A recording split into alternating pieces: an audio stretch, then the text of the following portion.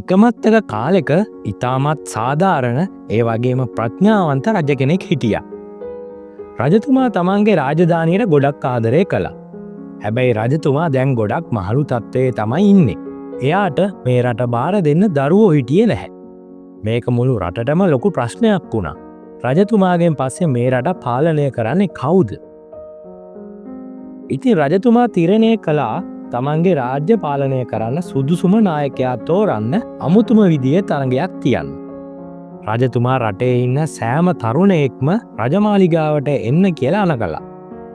ඒ තරුණයන් දහස් ගණනක් අතරේ සමිත කියලා හරිම දුප්පත් හැබැයි වගාවට සහ පරිසරයට පණ වගේ ආදරය කරන තරුණයෙකුත් හිටියා. රජතුමා මේ හැමෝම ඉදිරියට ඇවිත් මෙහෙම කිව්වා. මාගේ දරුවනි, අද මම ඔබ හැමෝටම විශේෂ බීජයක් ලබා දෙනවා. මේ බීජය අරන් ගිහින් බඳුනක රෝපණය කරලා අවුරුද්දක් පුරා ඒකට සාත්තු කරන්න. හරියටම අවුරුද්දකට පස්සේ ඔයාලා වවපු ඒ පැලය අරන් ආපහු මාලිගාවට එන්න. ඒ ගේන පැල දිහා බලලා මේ රාජධානියේ ඊළඟ රජතුමා කවුද කියලා මම තීරණය කරනවා.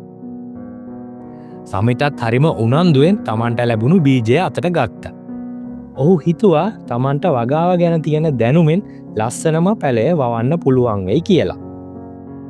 ඉතින් සමිත ගෙදර ගිහින් හරිම පරිස්සමට ලස්සන මැටි බඳුනක් තෝරගෙන ඒකට හොඳම පස් දාලා රජතුමා දුන්න බීජනය රෝපණය කළා. ඔහු හැමදාම උදේට ඒකට වතුර දැම්මා. හිරු එළිය හරියට ලැබෙනවද කියලාත් බැලුවා. හැබැයි සතියක් ගියා, මාසයක් ගියා. කිසිම වෙනසක් නැහැ. බීජයෙන් පැලයක් ආවෙත් නැහැ.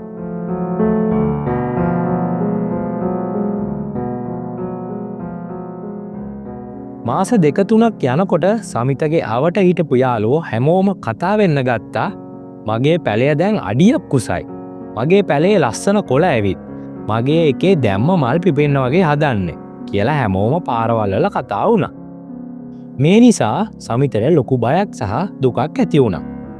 ඔහු පසමාරු කළා. තව හොඳට සාත්තු කළා. හැබැයි මොනව කළත් ඒ බඳුනෙන් කිසිම පැලයක් ආවේ නැහැ.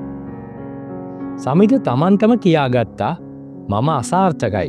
මම කොහේ හරි වැරද්දක් කරපු නිසා මගේ බීජය මැරිලා ඇති කියලා ඔහු හිතුවා. මාස 6ක් 9ක් ගෙවිලා ගියා. අනිත් තරුණයෝ තමන්ගේ ශාස්ත්‍රීය පැල ගැන පාරම් බානකොට සමිතගේ බඳුන තවමත් හිස්. ඔහු අනිත් අය මුණ ගැහෙන්න පවා බය වුණා.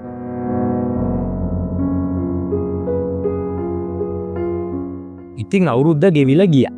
රජතුමා හමු වෙන්න යන දවස උදා වුණා. සමිත තීරණය කළා තමන්ට පැලයක් නැති නිසා මාලිගාවට නොගිහින් ඉන්න. හැබැයි සමිතගේ අම්මා එයාගේ අතින් අල්ලලා මෙහෙම කිව්වා. පුතේ, ඔයා අවංකව මහන්සි වුණා. ඔයා පැලයක් ගේන්න ඕනේ කියලා බොරුවක් කරන්න එපා. ඔයාගේ හිස් බඳුනම අරන් යන්න. ගිහින් රජතුමාට ඇත්ත කියන්න. අවංකකම පරාජයක් නෙමෙයි.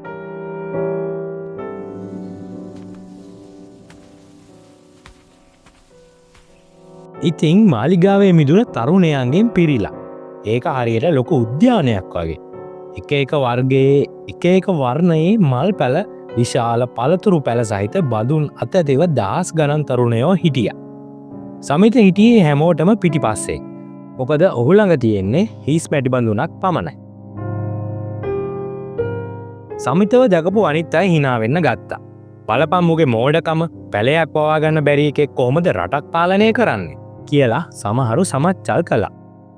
සමිතට පොළොව පලාගෙන යන්න හිතුණා. ඔහු ඉතින් බිම බලාගෙන හිටියා. රජතුමා සෙමින් ඇවිදගෙන ආවා. ඔහු හැම පැලයක් දිහාම ඉතා ඕනෑකමින් බැලුවා. හැබැයි රජතුමාගේ මූණේ සතුටක් තිබුණේ නැහැ. අවසානයේ රජතුමා නතර වුණේ හිස් බඳුනක් අතැතිව හඬමින් හිටපු සමිත ගාව. රජතුමා ඇහුවා, පුතේ, ඇයි ඔයා හිස් බඳුනක් අරන් ආවේ? ඔයාට මම දුන්න බීජයට මොකද වුනේ? සමිත වෙවුලන හඬින් හැමෝම ඉදිරියේ මෙහෙම කිව්වා. රජතුමනි, මට සමා වෙන්න. මම මගේ උපරිමයෙන් උත්සාහ කළා. හැමදාම සාත්තු කළා. හැබැයි මම කොච්චර උත්සාහ කළත් මේ බීජය පැලවුණේ නැහැ. මට ඕන වුණේ නැහැ වෙනත් පැලයක් ගියත් ඔබව රවට්ටන්න. මුළු මාලිගාවම නිහඬ වුණා. රජතුමා සමිතගේ අතින් අල්ලාගෙන ඔහුව සිංහාසනය අසලට එක්කගෙන ගියා. ගිහින් මුළු රටම ඇහෙන්න මෙහෙම කිව්වා. මාගේ ප්‍රජාවෙනි, ඔබේ මීළඟ රජතුමා මෙන්න මේ තරුණයයි. රජතුමාගේ මේ ප්‍රකාශයෙන් හැමෝම මවිත වුණා. හැමෝම කෑ ගැහුවා. ඒ කොහොමද? ඔහුට පැලයක්වත් නැහැනේ කියලා.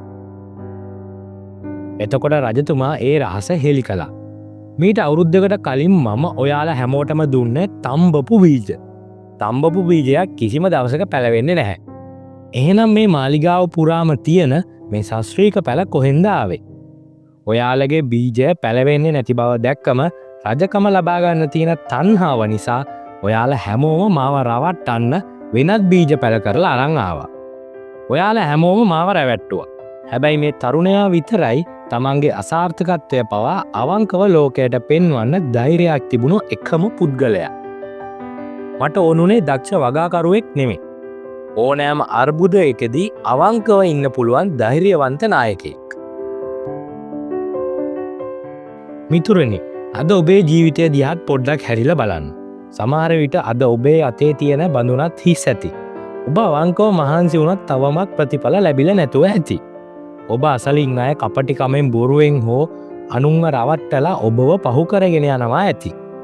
ඒ අය දිනනවා දැක්කාම ඔබේ අවංකකම ගැන ඔබට සැකයක් ඇති වෙන්න පුළුවන්. හැබැයි මතක තියාගන්න, බොරුවෙන් ගොඩ නගන ජයග්‍රහණ හරියට රජතුමා ගාවට ගෙනාපු ඒ හොර පැල වගේ. ඒව දවසක හෙළිදරව් වෙනවා.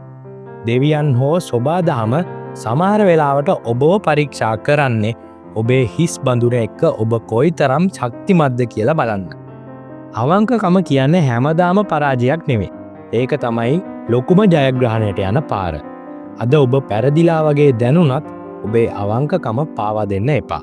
හරි වෙලාවට ඔබේ ඔටුන්න ඔබට ලැබේ.